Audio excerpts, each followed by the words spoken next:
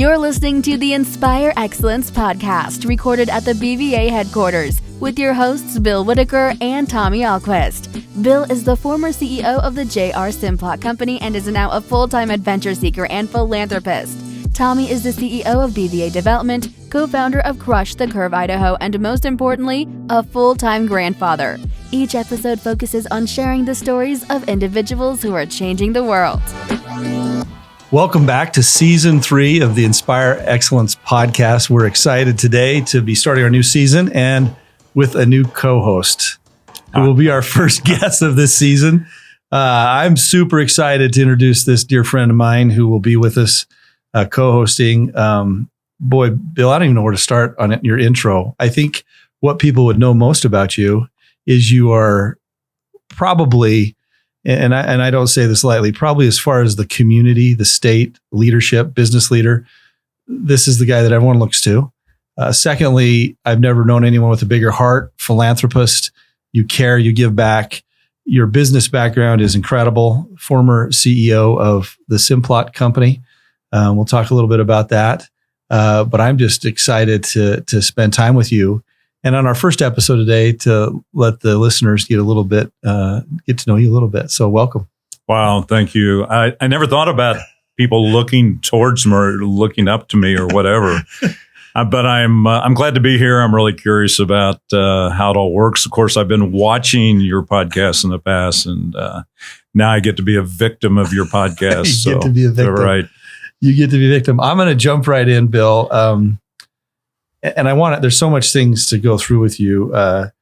Bill, I've watched you lead and we'll get into that, but I've also watched you find some balance in your life. And I really hope we get to that today, because if there's someone that I think has, and for a lot of our listeners, we got a lot of business people out there. They know how to work hard. They know what they want in life. They're going after it as hard as they can. And one of the questions I get all the time is, how do you find balance in your life? And this guy, you have become a world adventure seeker, philanthropist, you give back, and you're a business person. So I want to get into that. But here's my first question for you. Tell us about growing up, because I've never asked you this. There's got to be I know where you grew up, but I want to know a little bit about your parents, your growing up, because somehow there was something that clicked inside you to make you a leader. Yeah, and that's a great question. Let me kind of process it just for a second. Listen, you did not send out questions that you were going to ask. No, so, that's not the way this works. We really are winging it. So, I grew up in Missouri, and in a very middle class family, very loving, connected family.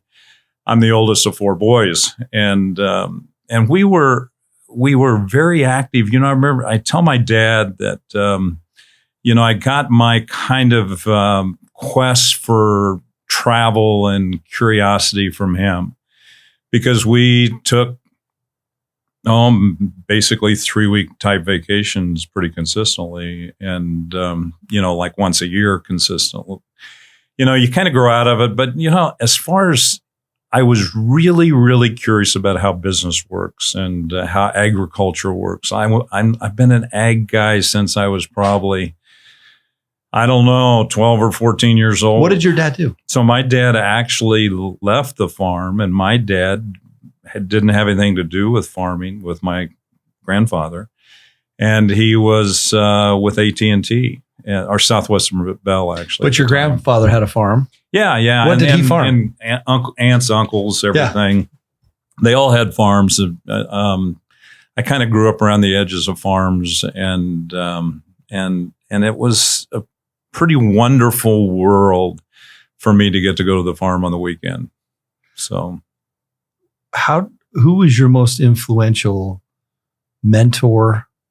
Who did you look up to as a young boy growing up in Missouri? Where did you learn your lessons, life lessons? It was, I think values, principles, I think it really came from my parents. And there's no doubt about it that at the time I didn't think about it that way, but values, principles, and just overall, this is what's important to living, your life.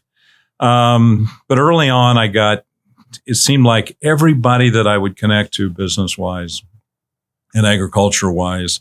I connected at a point that I wanted to know how it worked. I wanted to know what they were thinking. I wanted to know what the decision process was. I wanted to know where they thought the future was going to be, how they created the future. And I had a number of them. There was a guy named Jack Runyon that had he ended up being the Secretary of Agriculture for the state of Missouri.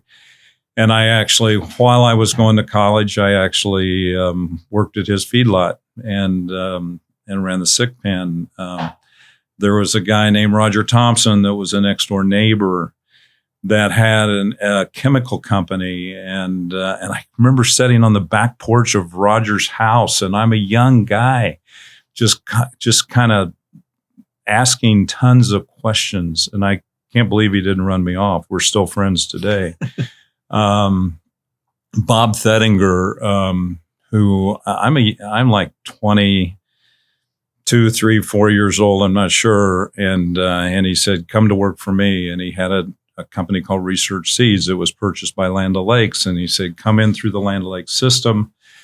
And he was really, really, really important to my career and everything. And all my decision making kind of came back to a handful of people. Did you know then where Bill Whitacre would be? I mean, did you have a vision for what life would be like, or what your leadership, or tell me when that grabbed hold of you? You know, honestly, when I retired from Simplot, one of the things that somebody asked me, they just said, when you came to Simplot 20 years ago, or almost 19 years ago, did you come to be the CEO? I said, no, I didn't come. I came to pursue agriculture. And I came to pursue being with people that love agriculture. And it never struck me as being an executive in an agricultural company. What was always important to me was just to learn and to develop and to create. That was really, really important. And I think the rest of it kind of came along. So one of the things as I get older, Bill, I know this to be true. The more you get to know somebody, I think authenticity.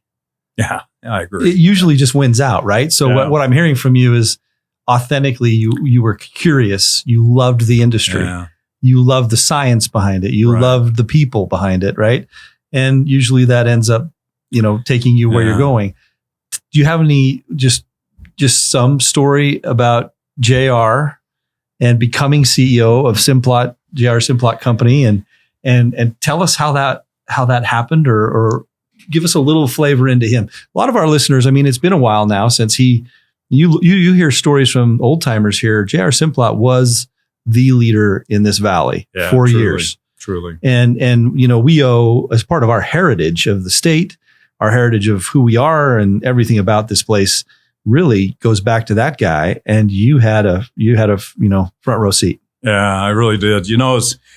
It was interesting. I always tell people he never called me by name. I mean, he called me everything but my name. But I think that was pretty common. JR was a people person. He could relate to people quickly. He'd show up in our plants in the middle of the night. He'd run around.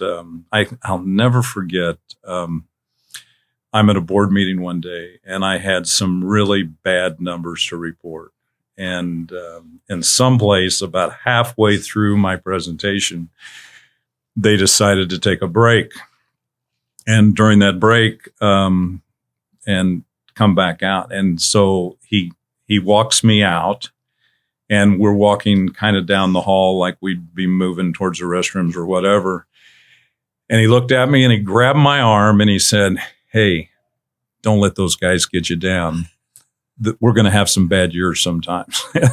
And I thought that was such a vote of confidence, and that was so important. But he always took time to stop and talk. And so sometimes he'd call me the fertilizer boy. Sometimes he would just call me, "Hey, farm boy." It'd be anything. But he was an important part of agriculture I think more than even Idaho. Oh yeah. I mean, World, it was a right? huge deal, right? What set him apart? I mean, if you look at his background and where he started, and Yeah. he made some. I've read several books on him and his story, but what leadership qualities do you think set him apart? Well, there's a phenomenal photo of him, and I don't even remember where it was taken. And it was a whole group of people from the plant. I mean, I'm talking about a few hundred people, and they're all stacked around this one person. But you immediately are drawn to the one person. Mm-hmm. And not because he was on a podium, not because he was, he was just one of a number of people. And there's some kind of an attraction that he had with people, because I think there's no doubt about it, he was a real deal. There's no doubt about it that he was, people would gravitate towards him, and he listened. He absolutely heard what people were saying to him. Yeah. You learned something from him. I've been around you a lot. You listen really, really well. Yeah, thank you. Yeah. So for many of the leaders out there, wherever you may be in your organization, is that natural? Did you learn that over time? Because I watch you and you usually take it in, and then everyone looks to Bill to see what questions you're going to ask, because you've processed it. And that's got to be a quality for anyone out there that's starting a business, growing a business, running a family, running whatever, being a listener. Talk to us about that. So I have this issue years ago with my daughter. My daughter told me, she said, "Dad, you just never listen." And I said, "Well, Lindsay, of course I listen." And she says, "Well, no, you don't, because you never change your mind." And, on the question that she's asked me, or once she didn't get the answer she wanted. But, I think it's kind of the 60-40 rule that, if you listen 60% of the time, and, it's not that I want to know what you know. I kind of know what I know, but I want to know what other people know. And I want to process where people are coming from. And I think generally speaking, for me to spend a lot of time trying to share what I know until I really understand and take inventory of where the knowledge is, where the experiences are, where the biases are. So I'm fairly careful about it. I've had people say to me that reported to me, "I don't know why you ask these questions, because you already know the answer." And I said, "Yeah, but I want to know your answer." And I think that's pretty important to us. I think that's profound. I want to know what you know. Yeah. I want to know your answer. Yeah. Yeah. There's no secret here. Right. How to become a successful CEO. So you were CEO for years and took Simplot to great heights. I mean, tell us about and I know a little bit about internationally what you did. I think for anyone listening to this in the Treasure Valley, the new headquarters here, I mean, I just don't know what you're going to tell me on this, but tell me what some of your most significant, things that you're proud of for your time when you led the JR Simplot Company. Well, I've been asked this before, and when I look back, we're an old company. We've been around a long time. And I got to tell you, Tommy, when it comes right down to it, I think the most fantastic accomplishment that I was able to achieve was put together a team of people, and that team of people that was just spectacular. And they worked together, they partnered with each other, they challenged each other, and that team was pretty amazing. I also really, really liked working with the Simplot family. Don't get me wrong. I mean, it's a privately held company. It's a large privately held company, and but we get to work with a family that owned this large privately held company, and their long-term commitment, not just to the company but to agriculture, to Idaho. It's pretty special. I got to work with that, and I got to put together a team to work with that. And I think the biggest accomplishment is putting together the people. I think it really is that way. I'm not surprised you told us that either. Yeah. I mean, of all the accolades you could say, it was about people. Any advice or wisdom you could tell a listener that is building a team? Because we all build teams, and it's not easy. I mean, I was having a conversation with Courtney Lydiard, my partner, a couple of weeks ago, and I said, how often do you think you get it right when you hire someone? Right. And we sat there debating back and forth, and we said, hey, it's not 100%. So how do you pick the right people? And what secrets did you have in assembling that team? So you're thinking about firing Courtney is what you're saying. Yeah. That's what I thought. Exactly. So, there's it's kind of, this is a little bit of a trite statement, but Jim Collins wrote a book called Good to Great. Yeah. And in Good to Great, it says getting the right people in the right seats on the bus. Yep. And it's really hard. And, but it doesn't, and even when you get it figured out and when you have the right people or possibly the wrong people, or it might not be the wrong people because they're not talented. It just may not all come together right. And I think I think it takes a lot of time, and I think it takes it takes a lot of process to make sure that you get it done right and get it done. And then I think you need to adjust quicker. I am not sure that I was ever good at that I was ever good at making the adjustments as quickly as I wanted to. And that's hard, right? Yeah, it's hard for me. It's hard. It's hard to get people in and say, hey, this may not be the right fit, but it's people and it's hard. How important is vision to you? Like knowing where you're going as the leader of an organization? Yeah, I mean, I think it's huge. I think you got to be able to stake your claim. I think you got to be able to say, I think you have to understand it yourself on a personal basis. And I'm not suggesting that we have to leave Eckhart Tolle alone as far as the, live in the now type stuff. I'm not suggesting that. What I'm suggesting is we really have to create a vision for this is where we want to be. This is where we want to be in 5 years or 10 years. This is how we differentiate ourselves. This is exactly the way that I can imagine the future. Now we will have to build the systems or the processes or just the workarounds to get to that future. I love that. Yeah. We just had a retreat last week and we did 2 days. And in the last session, because I wanted to end on it, was where do we look like in 5 years? What do we look like in 10 years? Right. And I know for us, sometimes we're going so hard day to day that for a lot of our guys, they like, what do you mean? I'm like, no, where do you want to be? Yeah. As a company. Right. And I do believe that if an organization believes in their heart and their minds, that's where we're going. Yeah. That's half the battle of knowing where you're going and you believe it.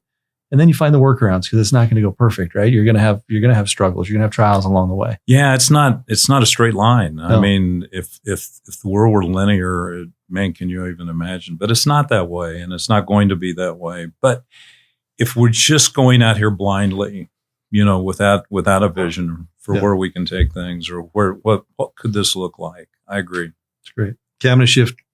This is no pun intended here. I'm going to shift gears. Oh, yeah. I can imagine where you're going. Yeah. So, my goodness. So, I love following Bill on social media because your handle on your Instagram is Where's Bill? Yeah.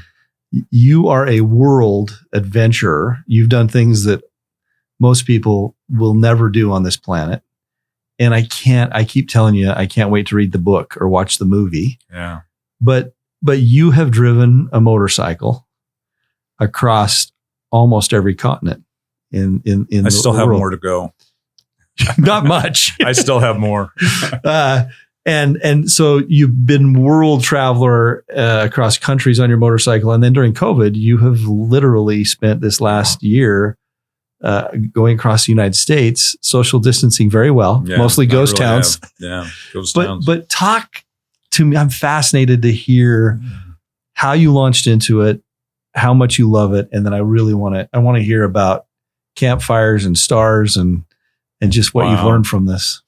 Well, so I think I said earlier that my dad put something in me genetically that, travel experience, we camped and we traveled as a family. And it was pretty amazing, but it's never really left me. And so what I did is someplace along the way is I started kind of when I moved to Idaho, which has been over 20 years ago. And I decided there's a whole lot of this world to see, and I didn't want to see it in a four-wheel drive.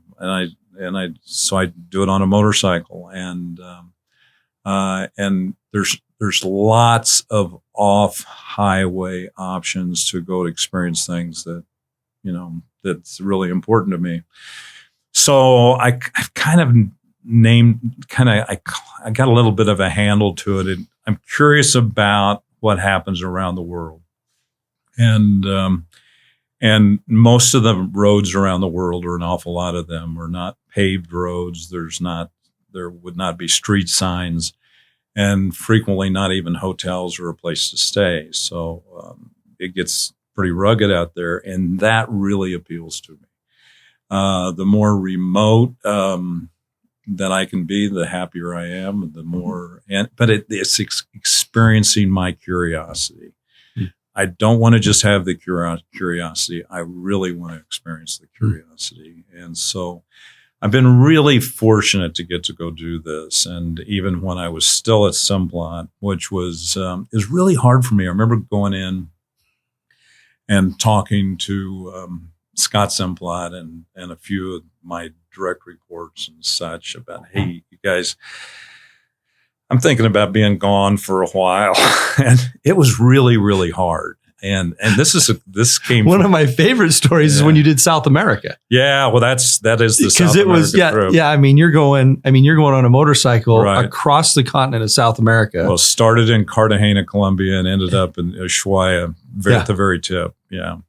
And I can only imagine what they're thinking when the CEO is like, hey, I'm going to probably be okay medically. I'm going to probably be okay security wise. Yeah, well, I didn't even know that actually. But what was interesting is the support I had was pretty amazing. And I remember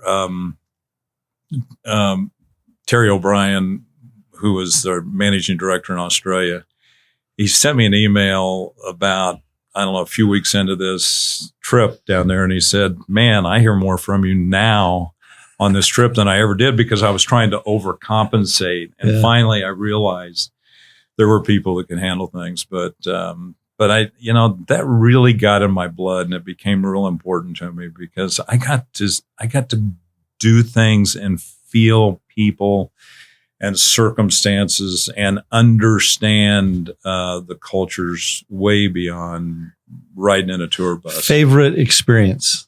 I mean, I know that's got to be super hard, but if you had to pick one of the top experiences, what would it be? Well, let's see. That's pretty interesting. It probably, this is pretty amazing. And we got kind of trapped up in Iran. That'd be a year and a half ago.